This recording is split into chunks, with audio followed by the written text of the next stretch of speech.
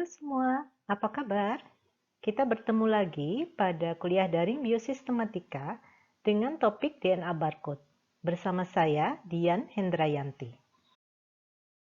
Pada kesempatan ini, saya akan menyampaikan bahasan mengenai taksonomi tradisional dan modern, apa yang dimaksud dengan metode DNA barcode, teknik-teknik yang mendasari metode ini, dan kriteria gen yang bagaimana yang dapat digunakan sebagai DNA barcode. Mari kita mulai dengan bahasan yang pertama. Pada waktu Linnaeus mengamati organisme yang ditemukannya di alam, ia memperhatikan penampilan mereka. Bagaimana bentuk daun, permukaan batang, susunan putik dan benang sari, warna buah, dan lain-lain. Semua ciri organisme yang diamati merupakan karakter morfologi. Pada masa Linnaeus dan beberapa puluh tahun sesudahnya, pekerjaan taksonomi sangat mengandalkan karakter morfologi. Sebenarnya, mengamati karakter morfologi adalah hal yang tanpa disadari dilakukan oleh kita semua. Ini karena kita memiliki alat indera yang langsung dapat mengenali benda-benda di sekitar kita. Bentuk tumbuhan dan hewan, suara burung, bau bunga, dan rasa buah, semua ciri-ciri yang dimiliki oleh suatu organisme dapat diamati secara mudah dan sederhana oleh kita. Dasar-dasar inilah yang ada pada taksonomi tradisional. Seiring dengan kemajuan teknologi, pekerjaan taksonomi mulai menggunakan alat bantu seperti mikroskop, mulai dari mikroskop cahaya yang paling sederhana sampai yang canggih seperti mikroskop elektron. Penemuan struktur DNA dan teknologi molekuler memungkinkan kita menjadikan DNA sebagai suatu karakter dalam mengidentifikasi dan mengklasifikasikan makhluk hidup. Karakter molekuler sangat diandalkan pada masa kini. Mengapa? Data-data DNA yang tersimpan pada tubuh makhluk hidup sangat spesifik, sehingga kita dapat dengan tepat menentukan identitas dan hubungan kekerabatan antar spesies. Pada masa kini, taksonomi memasuki babak baru yang disebut dengan taksonomi modern. Yang penting untuk dipahami adalah istilah tradisional dan modern jangan sampai mengecohkan kita. Tidak benar bila kita menganggap karakter molekuler yang paling penting dan mengabaikan karakter yang lain.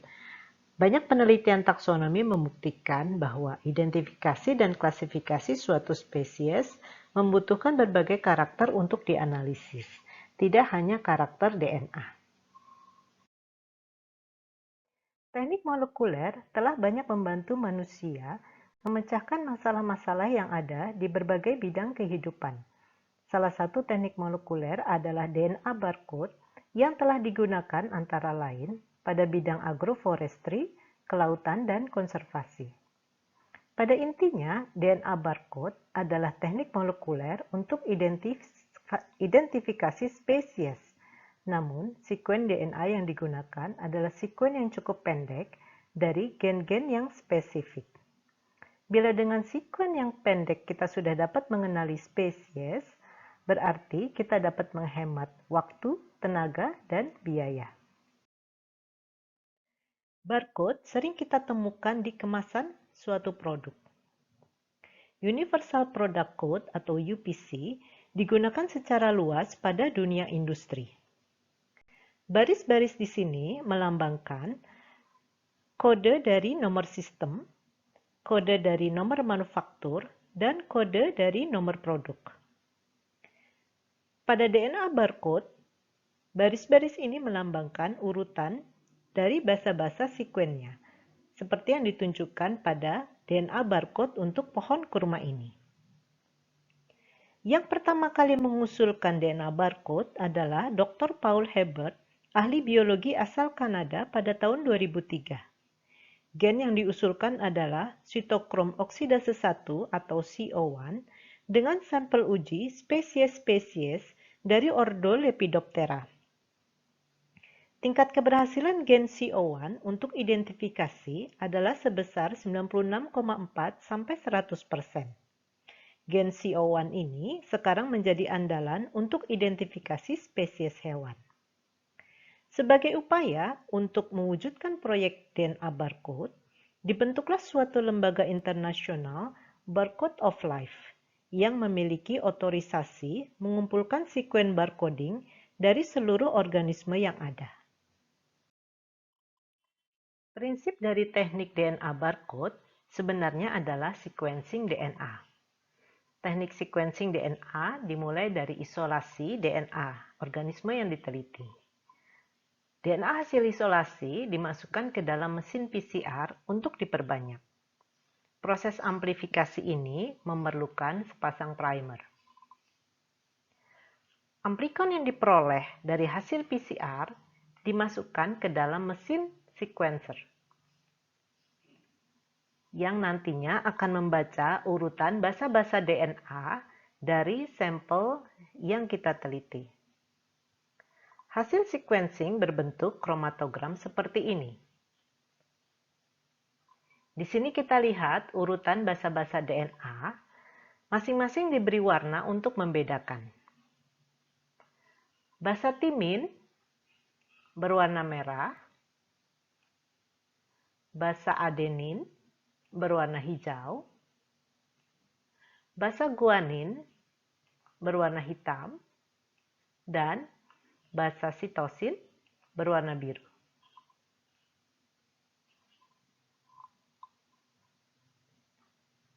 Urutan basa-basa ini kemudian dimasukkan ke dalam suatu aplikasi pencarian sequence spesies. Aplikasi ini memuat data sequence dari berbagai spesies di dunia. Jadi semacam bank data sequence. Data kromatogram diubah ke dalam bentuk teks yang disebut dengan format FASTA sebelum dimasukkan ke situs pencarian sequence. Situs pencarian sequence yang paling sering digunakan adalah BLAST yang dikembangkan oleh NCBI, the National Center for Biotechnology Information di Amerika. Tampilan hasil BLAST adalah seperti ini. Sequence yang kita input disebut dengan query. Setiap garis merah ini adalah sequence gene bank yang memiliki kemiripan dengan sequence sampel kita. Bila kita klik satu garis ini, muncul informasi dari sequence tersebut. Kita akan mendapatkan nama spesies,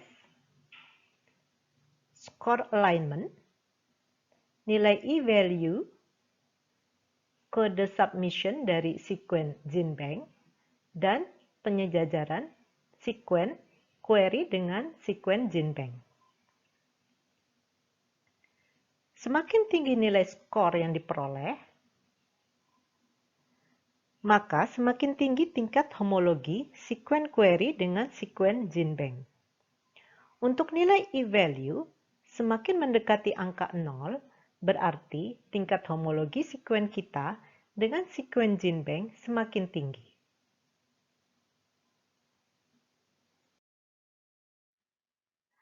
Apa keuntungan yang diperoleh dari upaya membuat DNA barcode ini? Antara lain, identifikasi spesies dapat dilakukan dengan lebih cepat dengan tingkat kesalahan minimal. Selain itu, data sequence yang dapat diakses secara online memungkinkan analisis biodiversitas dapat dilakukan dengan cepat di lapangan. Tentu saja ada kriteria gen yang dapat dijadikan DNA barcode. Pada level intraspesies, gen tersebut tidak boleh terlalu bervariasi. Gen juga harus mudah diamplifikasi. Dengan demikian, gen tidak boleh terlalu panjang. Di sisi lain, gen juga tidak boleh terlalu pendek, karena bila terlalu pendek, tidak dapat dipakai untuk membedakan spesies satu dengan yang lain. Berikut adalah gen-gen yang diusulkan dan telah digunakan sebagai DNA barcode untuk masing-masing kelompok organisme. Untuk kelompok prokariot, yang digunakan adalah gen 16S ribosomal RNA.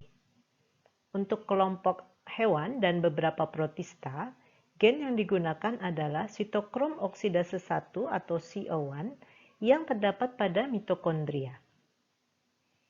Untuk kelompok fungi, yang digunakan adalah gen ITS atau Internal Transcript Spacer ribosomal RNA.